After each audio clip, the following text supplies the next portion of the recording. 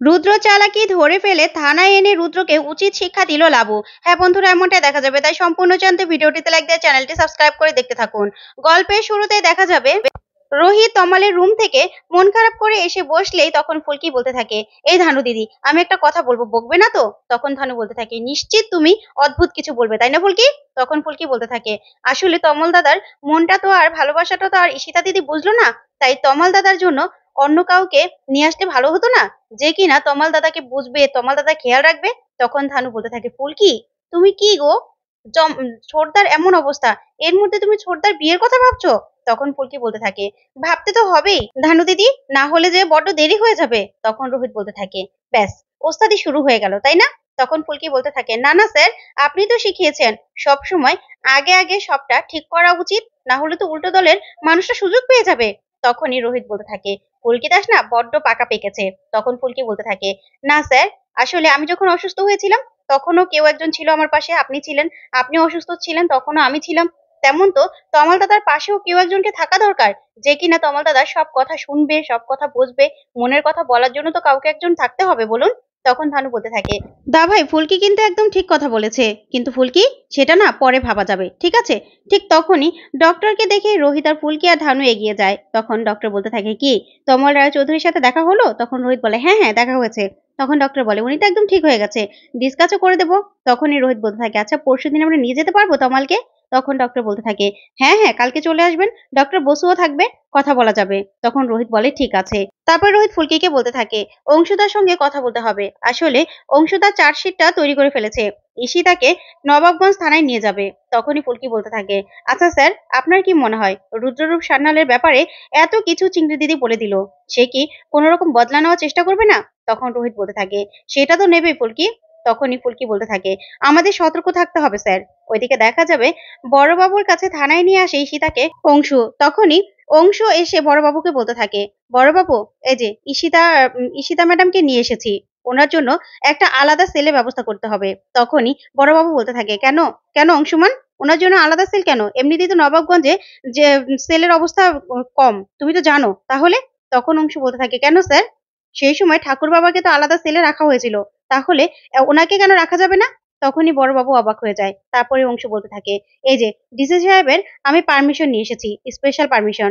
যা দেখে বড়বাবু অবাক হয়ে যায়, বলতে থাকে, ঠিক আছে, দেখো তো স্পেশাল সেলগুলোর কি অবস্থা, সেখানে ব্যবস্থা করে দাও।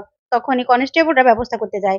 এইদিকে অংশুকে বড়বাবু বলতে থাকে, শোনো, সবসময় না উপর মহলের ভয় দেখাবে না, তুমি উপর মহলে ভয় দেখিয়ে অনেক কিছু করছো অংশুমান।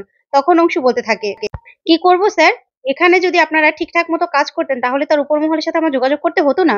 তখন বড়বাবু বলতে থাকে, অংশুমান, তুমি কি বলতে চাইছো? তখন অংশু বলতে থাকে, না স্যার, আমি তো কিছু বলতে চাইছি না, আসলে আপনি কি করেছেন সেটা আপনি ভেবে দেখুন না। যাক, অত কথা বলার কোনো দরকার নেই। ঈশিতা রায়চৌধুরী এখানে থাকবে, তাই ওনার জন্য স্পেশাল পাহারারও ব্যবস্থা করা হবে।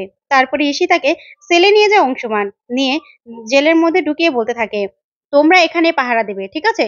অনেকগুলো কনস্টেবল সেখানে রেখে ঈশিতাকে অংশুমান বলতে থাকে, শোনো ঈশিতা, তুমি যা যা স্টেটমেন্ট দিয়েছো না, সেগুলো কিন্তু কোর্টেও তোমাকে দিতে হবে, বুঝতে পেরেছো?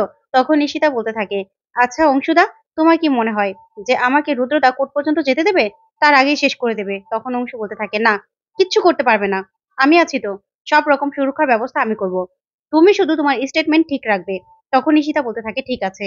তারপরেই অংশুমান সেখান থেকে চলে যায়। তখন ঈশিতা মনে মনে বলতে থাকে, যে রুদ্রদার জন্য আমি এত কিছু করলাম, সেই রুদ্রদাই আমার সাথে বিশ্বাসঘাতকতা করলো। এই বলেই রুদ্র আর শালিনীর সেই সিনগুলো মনে করতে থাকে ঈশিতা, আর বলতে থাকে, তমাল কেমন আছে? তমাল যদি মরে যায় তাহলে তোমার আরো বেশি সাজা হবে।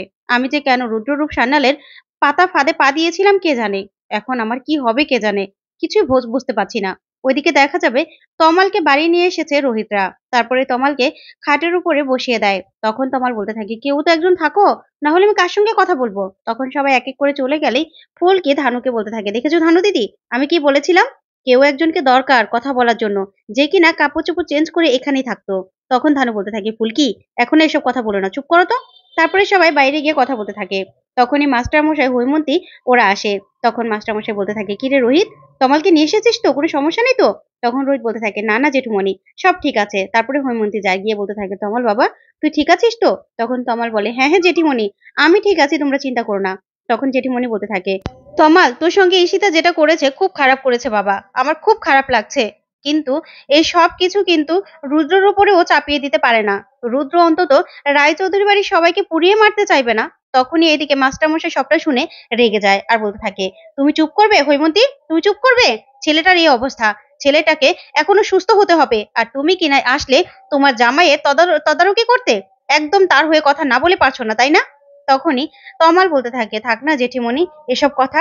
তখনই মাস্টারমশাই বলতে থাকে, তমাল বাবা, তোর সেবা যত্ন করার জন্য আলাদা একজন মানুষ তো রাখতে হবে, তোর সেবা যত্ন তো আবার অন্যভাবে করতে হবে। তখন তমাল বলতে থাকে, না না জেঠিমণি, আমি না একদম ঠিক আছি, তোমরা চিন্তা করো না।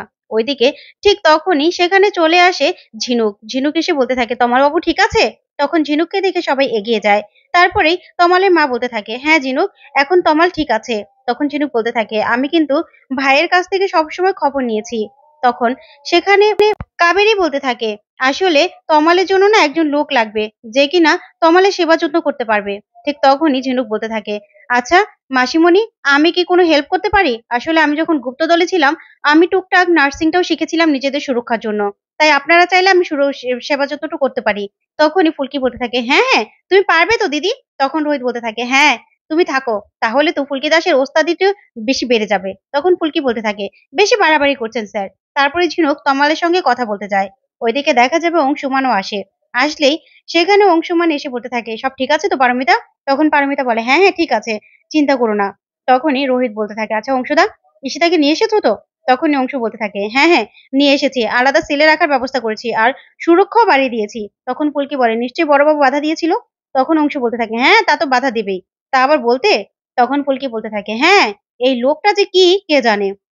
ওইদিকে দেখা যাবে তমাল ঝিনুককে বলতে থাকে, আপনি আবার কষ্ট করে আমাকে দেখতে আসলেন কেন? তখন ঝিনুক বলতে থাকে, শুনুন, আপনার কিন্তু দেখাশোনার দায়িত্ব এবার আমি পেয়েছি। শুনুন, আপনি কিন্তু বাধ্য রোগী হয়ে থাকবেন, বুঝতে পেরেছেন? তখন তমাল বলতে থাকে, কি বলছেন আপনি? আপনি আমার সেবা যত্ন করবেন? তখন ঝিনুক বলে, হ্যাঁ, আপনাকে কি বলেছি শুনেছেন তো, বাধ্য হয়ে থাকবেন। তখনই তমাল বলতে থাকে, হ্যাঁ এই সীতা যে এরকমটা করবে আমি কখনো ভাবতে পারিনি। তখন ঝিনুক বলতে থাকে, দেখুন, খুব খারাপ লেগেছে আমি জানি, কারণ রুদ্ররূপ যখন আমাকে ঠকিয়েছিল আমারও খুব কষ্ট হয়েছিল।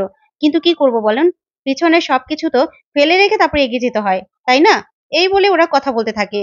ওইদিকে অংশুকে সুশান্ত ফোন করে বলতে থাকে যে বড়বাবু সব গার্ডদের সরিয়ে নিচ্ছে, রুদ্ররূপ সানারে বাড়িতে পাঠিয়ে দিচ্ছে। যা শুনে অংশু বলতে থাকে, না না আমাকে এখনই থানায় যেতে হবে, বড়বাবু নাকি সব গার্ডদের সেখান থেকে সরিয়ে দিচ্ছে।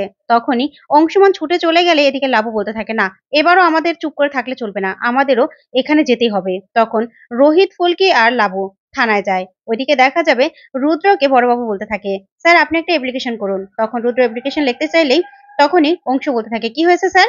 তখনই বড়বাবু বলতে থাকে, আসলে অংশু, রুদ্র বাবুর উপরে না হামলা হওয়ার নাকি কথা আছে, তাই সব গার্ড তাকে দিতে হবে, তাকে তার কাছে পাঠিয়ে দিতে হবে, এই নবাবগঞ্জ থানায় যত ফোর্স আছে। তখনই সেখানে লাবু চলে আসে আর এসে বলতে থাকে, না স্যার এটা তো হবে না। তখনই লাবুকে দেখে ভয় পেয়ে যায় অফিসার। তখন বড়বাবু বলতে থাকে, ম্যাডাম আপনি এখানে? তখনই লাবু বলতে থাকে, হ্যাঁ আমি শুনেছি যে আপনাদের সেলে একজন আছে ঈশিতা রাও চৌধুরী, যে কিনা রুদ্ররূপ সান্যালের নামে একটা স্টেটমেন্ট দিয়েছে, তাই তার সুরক্ষাটা এখন জরুরি। তাকে কোর্টে প্রসেস করা হবে, তাই সেই পর্যন্ত তাকে সুরক্ষা দিতে হবে, অন্য কাউকে কিছু সুরক্ষা দিতে পারবেন না। তখন এই কথা শুনে বড়বাবু চমকে যায়, বলতে থাকে, হ্যাঁ হ্যাঁ ম্যাডাম আপনি চিন্তা করবেন না। তখনই রুদ্র বলতে থাকে, কি বলছো বড়বাবু, আমার উপর হামলা হওয়ার কথা আছে? তখন বড়বাবু বলতে থাকে, দেখুন স্যার, আপনি তো আর এখন এমএলএ নয়, এই এমএলএ হলো এই ম্যাডাম, আর এই ম্যাডাম তো বলছে যে এখানে ধর্ণা দেবে, তাহলে তো খুব সমস্যা হয়ে যাবে স্যার, আমরা সরি আমরা কিছু করতে পারবো না। তখনই রুদ্র রেগে সেখান থেকে চলে যায়। তারপরে ফুলকি বলতে থাকে, শুনুন, এমএলএ থাকতে না জামাইবাবু অনেক ক্ষমতা দেখিয়েছে, তাই এসব ক্ষমতা না এখন আর চলবে না, বুঝতে পেরেছেন? তখনই বড়বাবু বলতে থাকে, না না ম্যাডাম এগুলো আর চলবে না।